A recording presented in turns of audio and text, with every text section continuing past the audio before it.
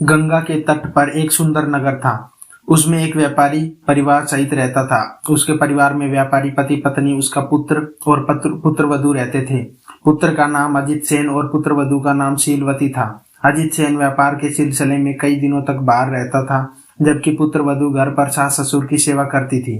पूरा परिवार सुखी और प्रसन्न रहता था। एक दिन शीलवती आधी रात के समय खाली घड़ा लेकर बाहर गई और बहुत देर में लौटी।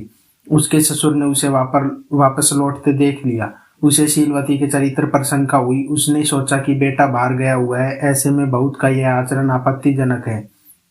इससे मेरा कुल कलंकित हो जाएगा। इस चरित्रहीन बहू को इस घर में रहना ठीक नहीं। उसने अपनी पत्नी से चर्चा की और बहू को पियर छोड़ देने का निर्णय किया। अगले दिन ससुर शीलवती को रथ में बैठाकर स्वयं रथ हाँकते हुए उसके पियर की ओर चल पड़ा। रास्ते में एक छोटी सी नदी मिली। ससुर ने बहू से कहा, तुम रथ से उतरकर जूते उतार कर नदी पार कर लो। किंतु शीलवती ने बिना जूते उतारे ही नदी पार कर ली। ससुर ने मन में सोचा कि यह दुष्चरित्र होने के साथ साथ आज्ञाकारी भी है। थोड़ा आगे जाने पर रास्ते के किनारे एक खेत मिला जिसमें मूंग की फसल लहरा रही थी। ससुर ने किसान के भाग्य की प्रशंसा करते हुए कहा, कितनी सुंदर फसल है, इस बार तो किसान खूब लाभ कमाएगा। शीलवती ने उत्तर दिया, आपकी बात तो ठीक है, किंतु यदि यह जंगली जानवरों से बच जाए तब ने। ससुर को उसकी बात बहुत अटपटी लगी, लेकिन वह कुछ नहीं बोला। कुछ दूर और चलने पर वे एक नगर में पहुंचे, जहाँ के लोग बहुत सुखी और प्रसन्न दिखाई दे रहे थे। यह देखकर ससुर ने के मुंह से निकला, कितना सुंदर नगर है। शीलवती बोली, आपकी बात तो ठीक है, यदि इसे उजाड़ा न जाए तो। ससुर को उसकी बात अच्छी नहीं लगी, किंतु वह फिर भी कुछ नहीं बोला। कुछ दूर आगे जाने पर एक राजपुत्र दिखाई पड़ा, जिसे देखकर ससुर फिर बोल पड़ा, अरे वाह, यह युवक तो देखने में बहुत ही शूरवीर लगता है। लेकिन शीलवती फिर बोल पड़ी, यदि कहीं पिटा न जाए तो। इस बार तो ससुर क्रोधित हो गया, किंतु किसी प्रकार उसने अपने क्रोध को रोका और आगे बढ़ा। थोड़ी देर बाद दोपहर हो गई। व्यापारी एक घने बरगद के पेड़ के नीचे रथ को रोककर पेड़ की जड़ में बैठकर आराम करने लगा, जबकि शीलवती पेड़ से दूर जमीन पर बैठ गई। यह देखकर व्यापारी ने सोचा कि यह कैसी औरत है जो उल्टे काम ही करती है। थोड़ी देर आराम करके वे फिर आगे बढ़े। थोड़ा आगे बढ़ने पर शीलवती का ननिहाल आ गया। रास्ते में ही उसका मामा मिल गया और जिद करके उन्हें अपने घर ले गया। वहां भोजन करके शीलवती का ससुर अपने रथ में ही लेट गया।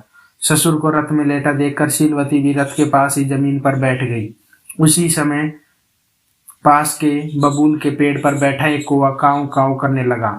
लगातार काऊ काऊ की आवाज सुनकर शीलवती बोली, अरे तू थकता क्यों नहीं? एक बार पशु की बोली सुनकर उसके अनुसार कार्य करने के कारण मुझे घर से निकाला जा रहा है।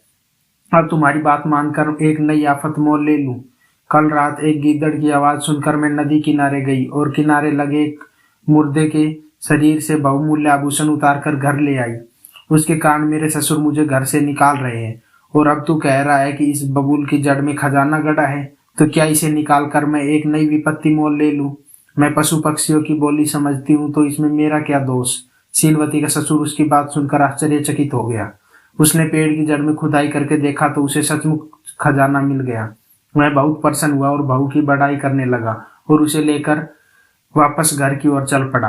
रास्ते में उसने पूछा कि तुम बरगद की छाया में क्यों नहीं बैठी? शीलवती ने उत्तर दिया, वृक्ष की जड़ में सर्प का भय रहता है, ऊपर से चिड़िया भी बीट करती है, इसलिए वृक्ष की जड़ से दूर बैठना ही बुद्धिमानी है। ससुर उसके उत्तर से प्रसन्न हुआ। फिर उसने शूरवीर पुत्र के विषय में पूछा, जिसके उत्तर में शीलवती ने बताया कि वास्तविक शूर वही होता है जो प्रथम प्रहार करता है। इसी प्रकार खुशहाल नगर के बारे में उसने कहा कि जिस नगर के लोग आगंतुक अतिथियों का स्वागत नहीं करते, वह वास्तव में आदर्श और खुशहाल नहीं होता है। अंत में ससुर ने जूते पहने नदी पार करने का कारण पूछा, जिसके जवाब में शीलवती ने कहा, नदी में विषैले जीव जंतु का भय होता है। इसके अलावा नदी तल में कंकड़ पत्थर होते हैं, इसलिए नदी तालाब को सदैव जूते पहनकर ही पार करना चाहिए। शीलवती का ससुर उसकी बुद्धिमत्तापूर्ण बातें सुनकर अति प्रसन्न हुआ। उसके हृदय में शीलवती के लिए प्रेम और सम्मान बढ़ गया। घर पहुंचकर उसने शीलवती को घर की सारी जिम्मेदारी दे दी। सीख, व्यक्ति को हमेशा हर परिस्थिति में अपनी बुद्धि का प्रयोग करना चाहिए। बुद्धि के प्रयोग से मनुष्य कठिन परिस्थितियों भी आसानी से पार कर लेता है। दोस्तों, आपको वीडियो अच्छी लगी हो तो वीडियो को लाइक करना, चैनल को सब्सक्राइब करना। थैंक यू, धन्यवाद।